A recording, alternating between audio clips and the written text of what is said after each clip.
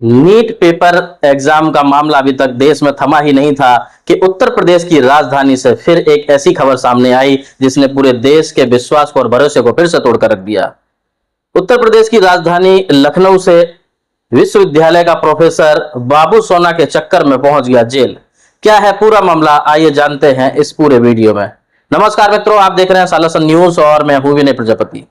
उत्तर प्रदेश की राजधानी उस वक्त फिर से शर्मसार हो गई जब शिक्षा को एक धंधा बना दिया गया, या फिर शिक्षा के चक्कर में एक प्रोफेसर ने अपनी इज्जत बेच दी। अपनी बेटी समान लड़की को फोन किया और फोन पर उसने जानकारी दी कि मैंने बेबी सोना तुम्हारे लिए पेपर लीक कर लिया है। हम बात कर रहे हैं बीएससी फाइनल एग्जाम की जो उत्तर प्रदेश में होने थे। सोशल मीडिया पे ये वीडियो तेजी से वायरल हुआ, उसके बाद पुलिस हरकत में आई और प्रोफेसर को गिरफ्तार कर लिया। ऑडियो वायरल होने के बाद हालांकि प्रोफेसर ने यह बताया है कि वो ऑडियो उसका नहीं है, अंदरूनी बहस के चलते प्रोफेसर को फंसाया जा रहा है, ये प्रोफेसर ने कहा है। लेकिन लड़की को आखिरकार प्रोफेसर ने फोन किया क्यों, और फोन करके सीधा उसने ये क्यों बताया कि मैंने बेबी सोना आपके लिए पेपर लीक कर लिया है, आप एक हफ्ते के अंदर घर पर आ जाइए और वो पेपर लेकर जाइए। सबसे पहले आप ये पूरा ऑडियो सुनिए। दिन मिलने आओगे? आपके तो एग्जाम हो गए, मैंने दोनों पेपर आउट कर लिया आपके। सर मुझे मुश्किल ही लग रहा है क्योंकि अभी सर थोड़ा घर पे भी देखना है। अच्छा तो सर वैसे मैं पढ़ तो नहीं। एग्जाम जब होंगे कोर वाला और इलेक्टिव वाला तो उससे पहले बता दीजिए, मैंने दोनों पेपर आउट कर लिए तुम्हारे लिए। सर वैसे मैंने पढ़ तो लिया है, वैसे पूरा सिलेबस तो मेरा पूरा हो गया था। नहीं आप आ जाओ, मैं पेपर आउट कर दूंगा तुम्हारे लिए यार, पूरा पेपर रखा मेरे पास, तो आ जाओ आप। वैसे सिलेबस से कंप्लीट तो हो गया था, बट वही सर दिक्कत है ना कि घर पे भी अभी निकलने वाला नहीं है, क्योंकि पढ़ तो वैसे मैं ली थी पूरा इसीलिए पहले ही।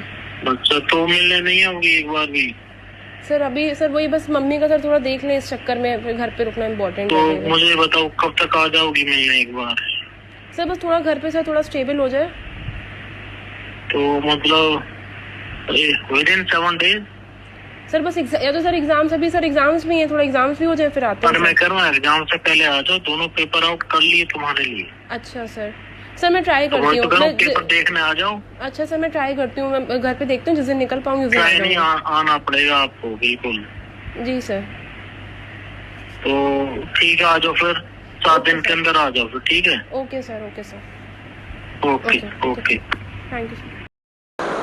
ऑडियो में जिस तरीके से आपने सुना कि प्रोफेसर उस लड़की को फोन करता है और उससे कहता है बेबी सोना मैंने आपके लिए पेपर लीक कर लिया है, आप समय निकाल कर आ जाइए घर पे और पेपर लेकर जाइए।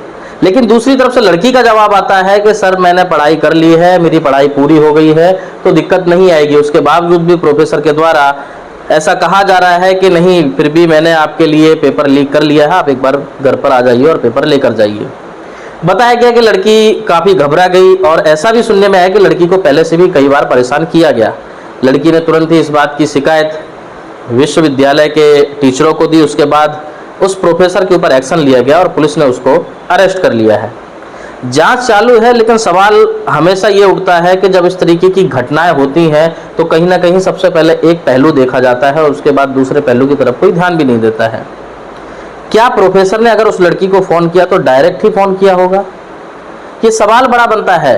क्या प्रोफेसर और लड़की के बीच में पहले से इस तरीके की कोई चर्चाएं हुई थी जिस वजह से प्रोफेसर ने इतना बड़ा कदम उठाया? क्योंकि जब भी लोग न्यूज़ कवर करते हैं, चाहे वो ग्राउंड पे हो या फिर चाहे एसी रूम में बैठकर, कहीं ना कहीं टीआरपी के चक्कर में एक तरफा न्यूज़ दिखाने का काम करते हैं, लेकिन हमेशा दोनों चीज़ें देखी जाएंगी।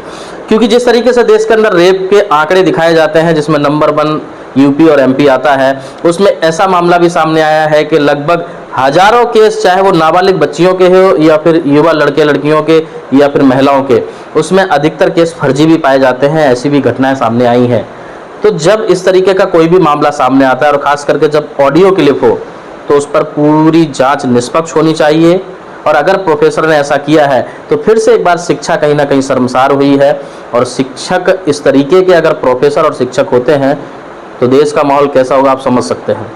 एक समय हुआ करता था जब माँ बाप से ज़्यादा बच्चे शिक्षकों से डरते थे, टीचरों से डरते थे। माँ बाप से डर कम रहे, लेकिन शिक्षकों का डर इतना रहता था कि बच्चे कहीं पर अगर खेल भी रहे हैं तो टीचरों को देखकर भाग खड़े होते थे। टीचरों की इज्जत एक ईश्वर के समान हुआ करती थी। लेकिन आज के समय में वही टीचर स्कूल में जब छोटी छोटी बच्चियां पढ़ती हैं तो उनके साथ गलत हरकत करते हैं, गलत तरीके से टच करते हैं। ऐसी घटना लगातार आती रहती हैं। लेकिन ये शर्म की बात है कि इन सब मामलों के ऊपर कोई कड़क कानून नहीं बनाया जा रहा है।